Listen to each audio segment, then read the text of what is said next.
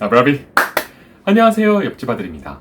제가 최근에 넷플릭스에서 10대 사건으로 보는 제2차 세계대전이라는 다큐멘터리를 봤는데요. 일단 너무 재밌고 우리가 알아두면 참 좋을 내용이 많은 것 같아서 거의 10시간 가까운 이야기를 짧게 줄여서 소개해드리니까요. 놓치지 마세요.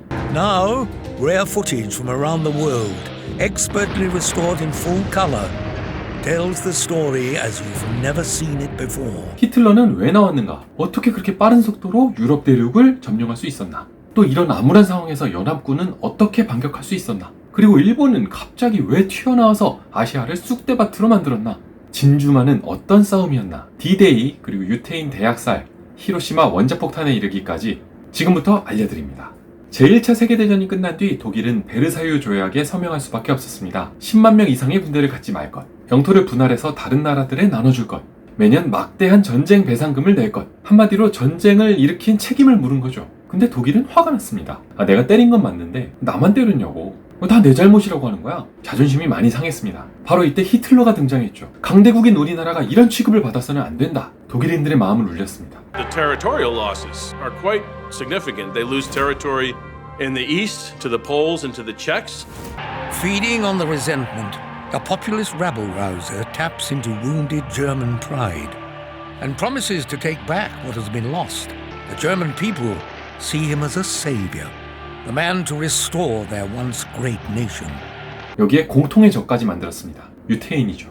유대인들 때문에 우리가 이렇게 못 살고 있는 것이다. 우리 이 우월한 민족이 다시 한번 잘 살아야 된다. 이 말에 독일 사람들이 움직였습니다. 빠른 속도로 산업화하기 시작했고요.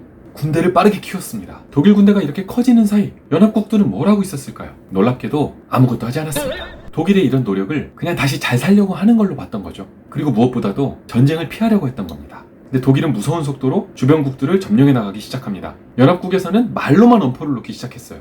너희 자꾸 그러면 가만히 있지 않을 것이다. 하지만 가만히 있었습니다. 히틀러가 폴란드까지 침공하고 나서 이제 본격적으로 프랑스를 비롯한 서유럽을 침공할 준비를 끝내자 프랑스도 부랴부랴 전쟁 대비를 시작했습니다. 그런데 독일군의 속도가 너무 빨랐어요. 프랑스는 독일군이 쳐들어오기까지 10일에서 2주 정도는 걸릴 거라 생각했는데 독일군이 3일 만에 주파해버렸습니다. 바로 이걸 전격전이라고 불러요. 여기에 숨은 비밀이 있었습니다. 마약이었어요. 당시 독일에서는 업무 효율을 높이기 위해서 일반인들도 공공연하게 마약을 사서 쓰고 있었는데요. 바로 이걸 군인들한테 투입한 겁니다. 메스암페타민, 그러니까 히로뽕 계열이죠. 한마디로 뽕 맞은 군대가 미친 듯한 속도로 프랑스로 진격해 간 겁니다. As the war drags on, you start seeing Pervitin being issued to German troops and airmen like candy. Methamphetamine can dull feelings of empathy and make you feel superhuman. The very qualities needed to create a near-perfect soldier. 방어를 할 틈도 없이 순식간에 프랑스를 거의 다 점령해버렸습니다. 이때 또 비화가 있어요. In an effort to prevent their beloved capital city being reduced to rubble, the French flee, leaving it to be captured, undefended. There's no doubt that the French were aware of the German use of bombing at Rotterdam and also previously against the Poles at Warsaw and the terrible damage that was done to those cities. And they did not want the same thing to happen to all the architectural jewels in Paris. 참 이런 거 보면 놀랍죠? 근데 그런 영향인지는 몰라도 프랑스가 순식간에 함락됐습니다. 그리고 우리가 영화를 통해 접했던 덩케르크 퇴각 사건이 나옵니다. 유럽 대륙에 남아있는 마지막 연합군들을 안전하게 피난을 시켜야 다시 반격을 할 수 있지 않겠어요? 그런데 시간도 너무 촉박했고 물리적으로도 위태로웠습니다. 처칠은 4만 5천 명 정도만 살릴 수 있을 거라 봤어요. 근데 영화에서 보셨듯이 수많은 민간 함선들까지 동원해서 그들을 살렸던 거죠. 총 30만 명 이상이 살아서 영국으로 피난을 했습니다. 이 병력이 있었기 때문에 반격의 발판도 마련할 수 있었던 거죠. Despite a miraculous evacuation, the German war machine appears unstoppable. Britain and her empire stand alone against Hitler's armies. 점령이 끝난 뒤 히틀러는 영국을 침공하려고 하지 않고 서쪽으로 뻗어나가려고 합니다.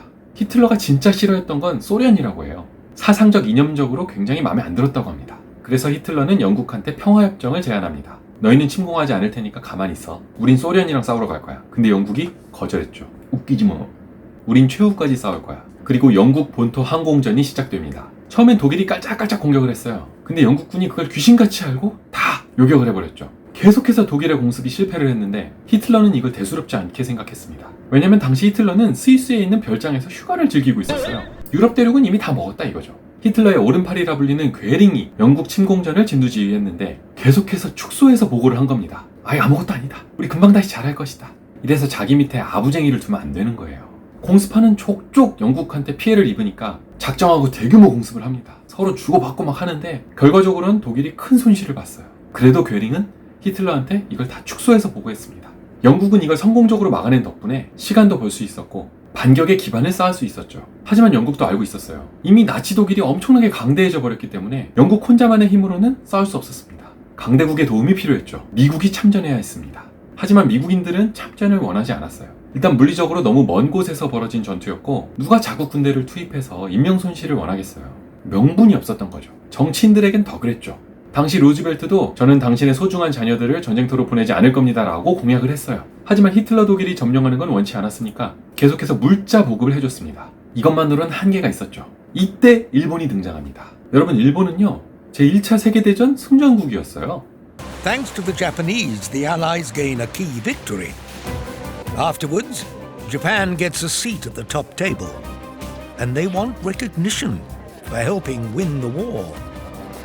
승리했음에도 불구하고 연합국들의 승리자 협상에서 배제된 거예요. 연합국들은 일본을 무시한 거죠.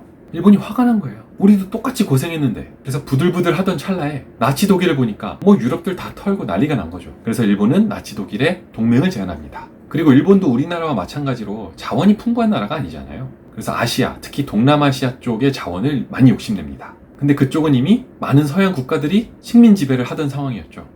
The Dutch controlled what we today call Indonesia. The French controlled Southeast Asia. The British had Singapore, Malaya, and Hong Kong. The United States had the Philippines. And the Japanese believed that Asia should be for the Asians. 일본 입장에서는 유럽 다른 나라들이 털리고 있으니까 그 틈을 타서 내가 거길 지배하겠다, 이런 속셈이었죠. 근데 미국이 걸림돌이었습니다. 미국이 동남아시아에서 필리핀을 지배하고 있어서 미국을 치지 않고서는 아시아를 먹을 수 없다. 그래서 일본은 대범하게도 미국을 선제 공격하기로 합니다. 이게 바로 진주만 공습입니다. 당시 미국도 일본의 이 수상한 움직임을 알고 있었어요. 그래서 이걸 견제하려고 하와이 진주만에 함대를 파견했는데 So Japan, it's a very threatening base. It extends the American Navy thousands of miles farther into the Pacific. 당시 하와이에는 일본인들이 아주 많이 살고 있었답니다. 그러니까 걱정이 된 거죠. 전쟁이 나면 일본인들이 언제 반역을 할지 몰라. 그래서 미국이 뭘 했는지 아십니까? 방공포를 다 지하 벙커에 넣어놓고 열쇠로 잠가버렸어요. 비행기들을 한 곳으로 다 몰아놨습니다. 일본인들이 함부로 쓰지 못하게 하려고. 일본이 진주만을 폭격할 수 있다는 생각 자체를 못한 거예요. 왜냐면 그도 그럴 것이 이 진주만 공격은 굉장한 모험이었습니다. 일본에서부터 진주만까지 일본군 함대가 안 걸리고 와야 되는 거예요. 오다가 미국 상선 하나라도 만나면 발각되면 끝나는 거예요. 일본 입장에서도 도박을 한 거죠. 근데 또 운 좋게 왔어? 하나도 안 걸리고. 그래서 진주만 폭격이 시작됐습니다. The planes make perfect targets, parked together on the runways. And anti-aircraft ammunition is locked away from saboteurs. For some on the ground, it meant a desperate scramble to find the keys. 일본이 신나게 폭격을 하는데 미국 입장에서는 그 자기들이 다 잠가놨잖아요. 반격을 하나도 못한 거지. 일본은 진주만 공습을 성공시키고 나서 이전에 계획했던 것처럼 아시아를 다 먹었습니다. For hours, they invade Hong Kong, Thailand, Malaysia, and the Philippines, and quickly drive south. 일본 입장에서는 미국이 전쟁을 포기하길 바랬는데 이게 미국인들의 마음에 불을 지핀 거죠. 모두가 복수를 원했습니다. 미국이 드디어 전쟁에 참여하게 됐습니다. 그리고 여기서 중요한 게 일본이 놓친 게 있어요. 미국의 함선은 많이 잡았거든요. 함선은 말 그대로 배틀쉽이에요. 배에서 포를 뻥뻥 쏴서 공격하는 겁니다. 근데 현대전에서 함선보다 센 게 있었어요. 바로 항공모함입니다. 항공모함은 비행기를 많이 싣고 있는 배예요.